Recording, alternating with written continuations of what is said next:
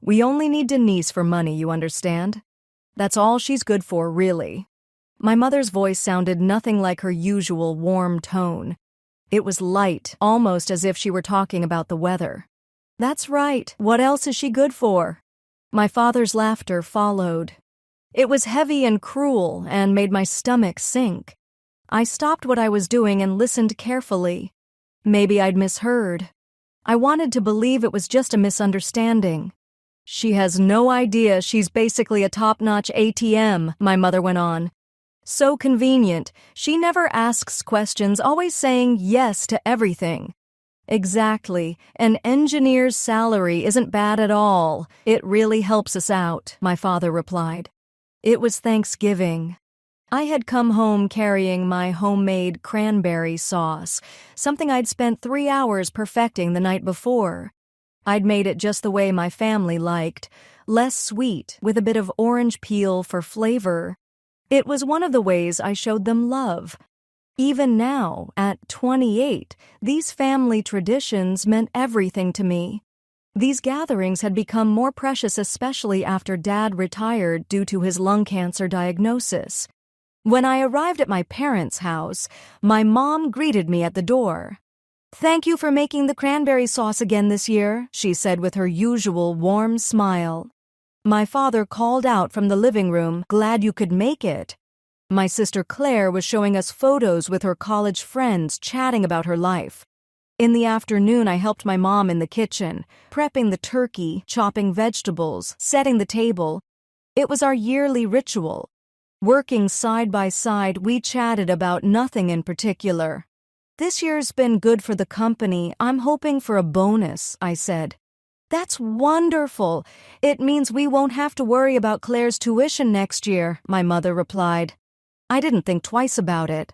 Around 3 p.m., I went into the kitchen to reheat the cranberry sauce. As I carefully adjusted the temperature, I heard my parents' voices coming from the back door. At first, I paid no attention, but then I heard my name. I listened more closely and realized they were talking about me, saying I was only useful for my money, calling me an ATM. My hands almost let go of the precious cranberry sauce I'd worked so hard to make. I gripped the glass bowl tighter, but it was my heart that was shattered instead. 6 years earlier, when I was a 22-year-old college student, my father's illness turned our lives upside down. Medical bills, daily expenses, and tuition for my sister Claire, who was then 19, all of it landed on my shoulders. I didn't hesitate. I decided to support my family. I took a high-paying engineering job, worked overtime, did everything I could to maximize my income. For the past 6 years, I had given my life over to my family. No dating, limited time with friends, no hobbies. Most of my paycheck went to support them. My own savings were next to nothing. But I believed my family was grateful. My mother would often say, "We wouldn't have made it without you." On his good days, my father would promise, "I'll pay you back someday. Your sacrifices won't be for nothing." Even Claire thanked me, saying, "I couldn't have gone to college without you. Thank you so much." What had I given up?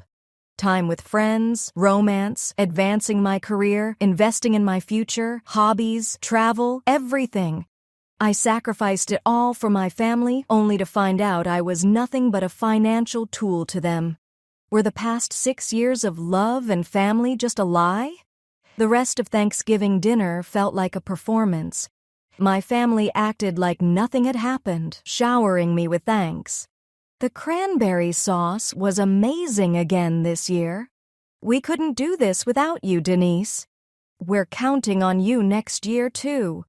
I smiled, joined the conversation, and said all the usual things about doing anything for family. But this time, the words felt hollow. I was painfully aware that I was only pretending. Driving home that night, I cried out loud for the first time. The truth that my 6 years of devotion had been nothing more than financial exploitation devastated me. I truly loved my family, but to them, my love was just something to be taken for granted and used. From the next day, after learning what they really thought of me, I began to carefully reconsider my role, and I decided to start cutting back on financial support. The first step was to stop paying for the utilities: electricity, gas, water, internet. However, because I'd been financially supporting them all this time, my family didn't immediately notice that I'd stopped paying for the utilities. There must have still been enough money in their accounts, and since I was covering the bills, they probably hadn't bothered checking their balances every month. That worked out perfectly for me. At first, I considered telling them directly that I was no longer helping financially, but I decided to wait quietly until they realized it on their own. I also started keeping our phone conversations short and stopped visiting as often. This was the beginning of my journey to reclaim my life. But just a month after Claire graduated from college, I got an unexpected call. "Denise, I have something important to tell you," Claire said, her voice bubbling with excitement. "I'm getting married." The person she was marrying was Scott, a classmate she'd met in college, who had proposed to her right after graduation. I was surprised, but I genuinely wished my sister happiness. "Congratulations, Claire.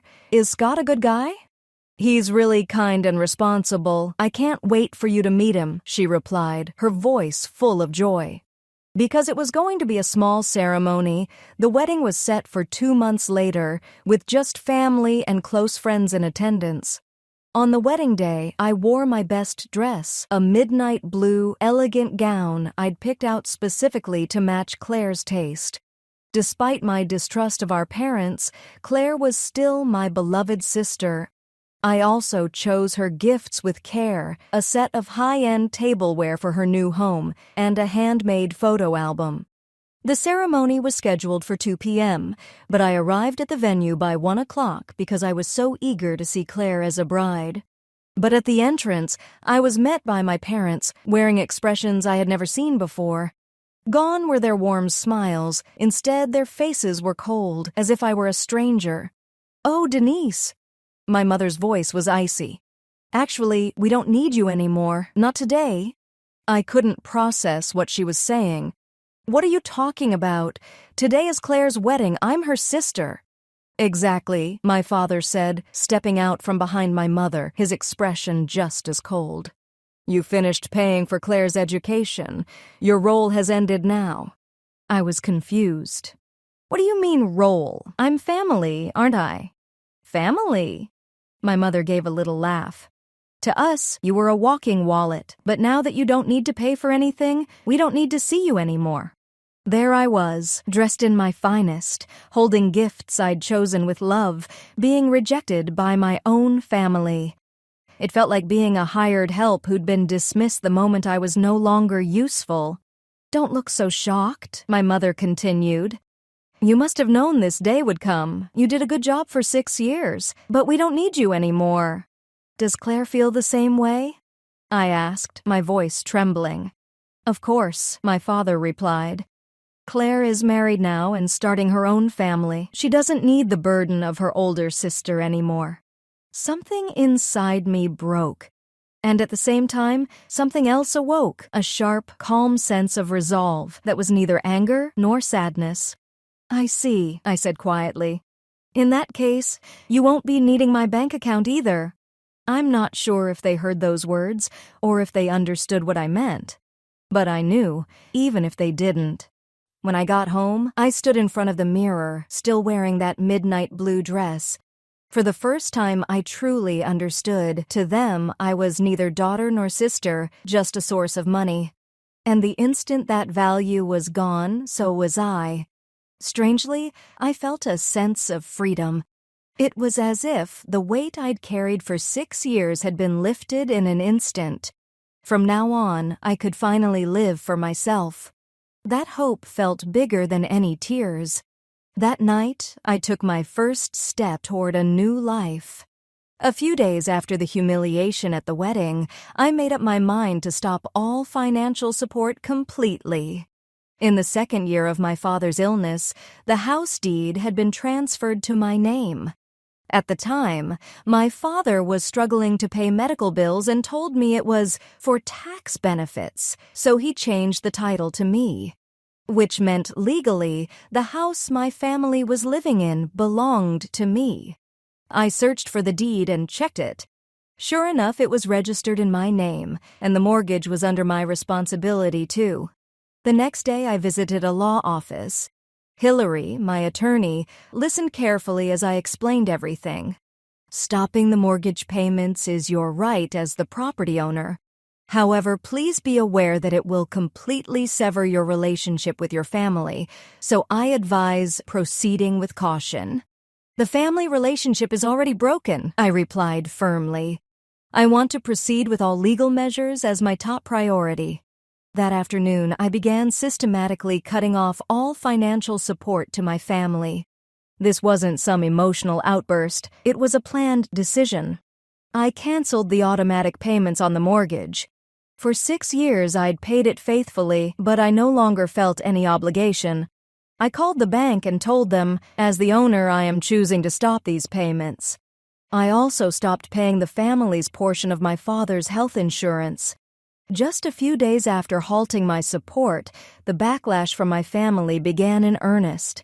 Because I'd blocked all their numbers, I never heard my phone ring. But it was easy to imagine their confusion and panic. With their accounts finally running dry, they were probably getting warnings from the utility companies that bills hadn't been paid. Honestly, I found the whole situation rather amusing. With the mortgage payments stopped as well, the bank would have started sending overdue notices. My family tried every possible way to contact me. Their persistence was even greater than I had anticipated. First, the calls started coming in from unfamiliar numbers. From 8 a.m. to 11 p.m., I was getting more than 50 calls a day. Since I had blocked all calls, I didn't actually hear the phone ring, but my screen was always filled with 50 missed calls notifications. Voicemail recordings included my mother's sobs, my father's angry shouting, and Claire's anxious, confused voice. But I never listened to any of them, just imagining what they were saying was enough. "Denise, please, pick up the phone." "Why are you so angry? Can't we talk this through?" "We're family. How could you do this to us?" By the 4th day, relatives began reaching out, trying to mediate. The first was an email from Aunt Mary. "Denise, I hope you're well. Your mother told me what's going on. Family issues are always complicated, but there's nothing that can't be resolved through conversation. Let me help mediate. Let's meet and talk. Blood is thicker than water. We should value the bonds of family." I responded politely, but clearly, "Thank you for your concern, Aunt Mary, but this is a matter between me, my parents, and Claire. I don't think it's appropriate for a third party to get involved. My decision is final." By the second week, the blame-shifting messages started arriving. One message came through Patrick, my father's friend. "Denise, your father told me what's going on. Maybe there was some miscommunication, but it seems pretty childish to stop your support now, especially when you started helping on your own. Abandoning your family is shameful." I was furious. Started helping on my own? Who was it who begged for help when Dad got sick? Who asked me for tuition when Claire was going to college? I wrote back in detail. "Please get your facts straight before commenting. Every request for support came from my family. I answered every single one for 6 years. I stopped because it became clear that my only value was financial. This is a fair decision." Even after a month, my parents never once apologized. Instead, they justified their actions, painting me as a heartless daughter, an ungrateful child, someone who had abandoned her family. They told relatives and acquaintances stories about my cruelty, but I ignored all contact. I knew there could be no reconciliation unless they truly changed. Without genuine remorse and a heartfelt apology, I would never back down. During this time, I continued consulting with Hillary and preparing for the next step. It was nearly time to exercise my rights as the legal owner of the house. After 2 months of relentless contact attempts, I decided to take definitive action. As the owner, I would formally ask my family to vacate the house. This wasn't an emotional reaction, it was a carefully considered decision. In my meeting with Hillary, I made my intentions clear. I want to send a formal eviction notice to my family. Please proceed according to the law. You absolutely have the right as the owner to demand that the current residents vacate, Hillary confirmed. However, you must provide proper notice. Typically 3 months is standard, but considering the family situation, I recommend giving them 2 months. 2 months is fine, any longer is unnecessary. Hillary explained the process. We'll send a formal notice via certified mail. If they want to stay, we'll also state the rent amount. The market rate in the area is about $1,200 per month. Shall we set it at that? Yes, set it at the market rate, $1,200 per month. A week later, my family received the certified letter. 3 days after the notice arrived, around 2 p.m., I was in a conference room preparing for a client presentation. Suddenly, I got a call from the front desk. "Excuse me, Denise, I'm sorry, but your father is here. He's very upset and he's raising his voice. What should we do?" The receptionist sounded clearly distressed. My heart skipped a beat. I never imagined he would show up at my workplace. I took a deep breath and steadied myself. "I'll be right down." As I rode the elevator to the first floor, I braced myself. It had been nearly 4 months since I last saw my father in person, at Claire's wedding. When the elevator doors opened, I heard my father's furious voice echoing from the lobby. "What kind of legal threat is this? How could you do this to your own family? After 28 years of raising you, this is how you repay us?" When I appeared in the lobby, he spotted me and marched over in big, angry strides. I was shocked by his appearance. He looked nothing like the dignified father I once knew. He'd clearly lost more than 20 pounds, his hair was unkempt, and his clothes were a mess. Illness had taken a toll, but it was obvious the mental strain had too. "Denise!" His voice was a mix of anger and desperation. "How could you do this to us? What legal procedures? Kicking your parents out of their home? What kind of person does that?" He looked around at the people in the lobby. "I want everyone to see how cold-blooded my daughter is. I thought she'd worked for her family for 6 years out of love, but it turns out it was all calculated." Just then my mother appeared from the elevator, probably having followed him. She too looked worn, and nothing like her former elegant self. "Denise," she came to me in tears, "please just listen. We can't possibly afford that rent. Are you really going to leave us homeless? I've given you a choice. Move out or pay rent. Those are the options." I answered, still completely calm. "How are we supposed to pay $1,200 a month?" Her voice was filled with despair. "That isn't my problem. As the owner, I set a fair rental price." "I didn't raise such a heartless daughter!" she screamed. "All you care about is money. Don't you have any love for your parents?" That was the moment my patience snapped. "Love?" For the first time, my voice was filled with emotion. "You're the ones who trampled my love for 6 years.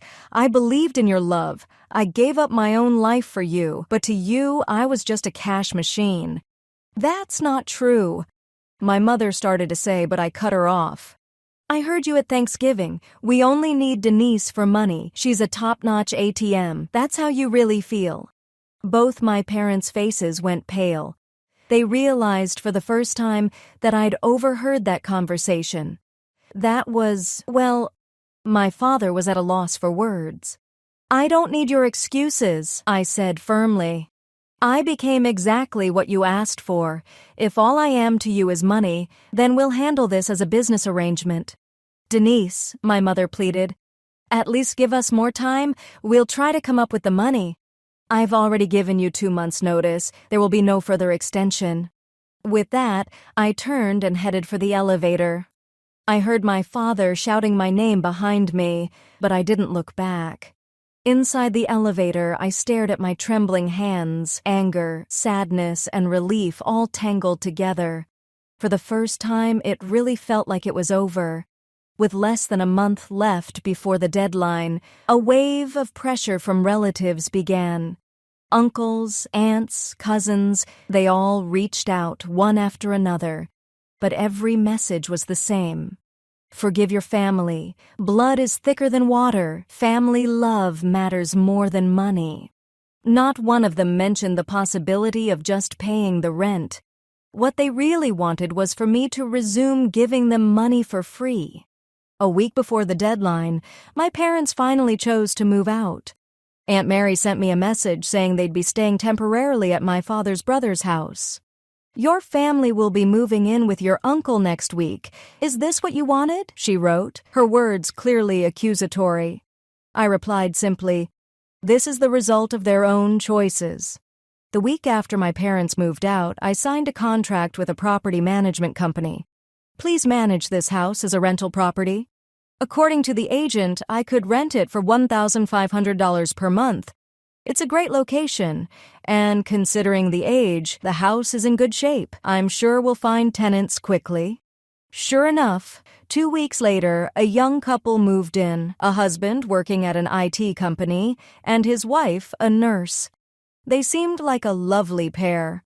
When the first month's rent, $1,200, was deposited into my account, I had mixed feelings.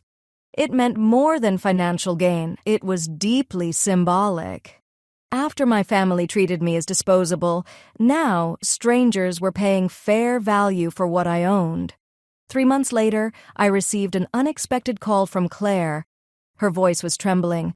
Denise, I'm so sorry. I really didn't know. I had no idea about any of it. I was confused. Claire, what are you talking about? How terribly Mom and Dad treated you, Claire said, her voice breaking with tears. Yesterday, Mom told me everything, how they called you an ATM at Thanksgiving, and how at my wedding they said they don't need you anymore. I caught my breath. Could Claire really not have known? Mom and Dad told me you'd suddenly cut off all support, that you didn't want anything to do with us anymore. I believed them. I thought you were being awful. Claire went on. But something never felt right, so I confronted Mom. That's when I learned that at my wedding, Mom and Dad said, we don't need Denise anymore. I was shocked. I didn't know. Really, I knew nothing. But at the wedding, I didn't hear any of it, Claire shouted. Mom and Dad told everyone Denise isn't coming. She wants to cut ties with the family. I never imagined they'd turn you away at the door. I was at a loss for words. Since yesterday, I've been calling all our relatives, telling them the truth about how much you did for us, how awful Mom and Dad were to you. The truth? Yes, Aunt Mary, Uncle, our cousins, everyone. I told them you paid for us for 6 years, for my college, for the mortgage, everything. Claire's voice turned angry. And I told them Mom and Dad called you an ATM and said they no longer needed you. Everyone was shocked. Aunt Mary even cried and said, how could something so cruel happen? And everyone had just believed Mom and Dad's side. They thought you were cold and heartless. But now that they know the truth, their opinion of Mom and Dad has completely changed. Uncle even yelled, this is beyond shameless. My feelings were complicated. I was glad Claire knew the truth, but it reminded me how nobody had believed in me. Denise, Claire's voice trembled again. I'm so sorry. I went to college thanks to your sacrifices, but I still doubted you. Claire, you're not to blame. Through her tears, Claire continued, yesterday, I talked to Scott about it. He said, your sister is incredible. She supported your college and your whole family. Scott wants to thank you in person, too. Scott does? Yeah, we want to apologize together, and we want to start paying you back, even if it's just a little at a time. I've been thinking about this since I graduated. I was surprised. Claire, you don't have to. Even if you say it was just because we're family, we still owe you. It's only right that we pay you back. There was determination in Claire's voice. Today, I went to see Mom and Dad as well, Claire went on. I told them directly, you need to apologize to Denise. If you can't do that, I'll cut ties with you too. What? I'm really angry at my own ignorance and at what they did. You're our benefactor, Denise, but they treated you like an ATM and said we no longer needed you. That's the lowest of the low. Claire's voice grew stronger. Mom cried. Now even Claire is turning against us, but I told her, of course I am. Dad couldn't say a word. And what about them now? They're truly shaken. They've lost the support of the whole family, and now I've turned my back on them too. I think for the first time they really understand what it means to lose everything. There was a long silence, then Claire spoke softly. Denise, can you forgive me? I know I didn't know, but I still left you all alone in the end. I nearly cried. No one had understood me. No one had recognized my sacrifices. But Claire was different. The moment she learned the truth, she stood by my side. Claire, you're my beloved sister. There's nothing to forgive. You were a victim too. Really? Really? You didn't know because Mom and Dad deliberately kept it from you. It's not your fault? Claire let out a relieved sigh. I'm glad. I was afraid you'd hate me. I never could, but thank you for knowing the truth and for standing up for me now. Of course, we're sisters, aren't we? Claire's voice was brighter. Scott and I want to come see you soon. We want to apologize properly, and thank you. I'd love that.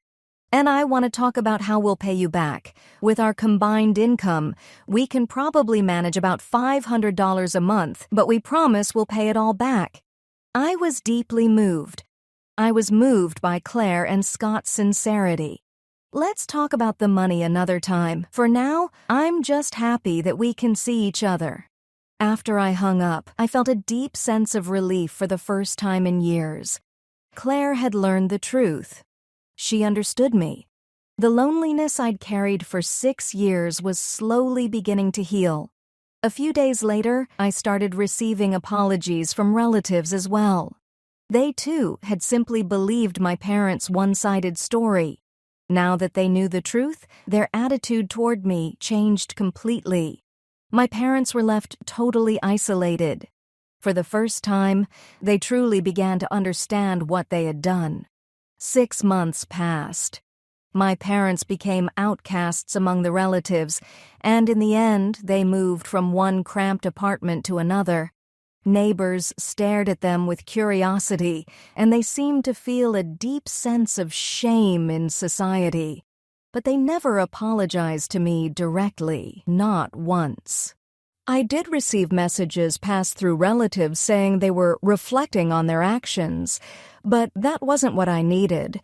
I used the rental income from the house to invest in my own future, studying for new certifications, learning languages, building up investment funds. It was time and money to reclaim everything I'd sacrificed for my family.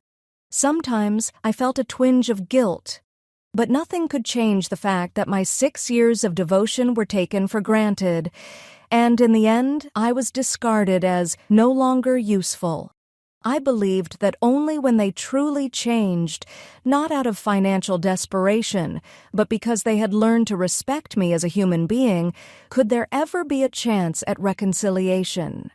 Until then, I would focus on living my own life, to reclaim all the time I had lost over those 6 years.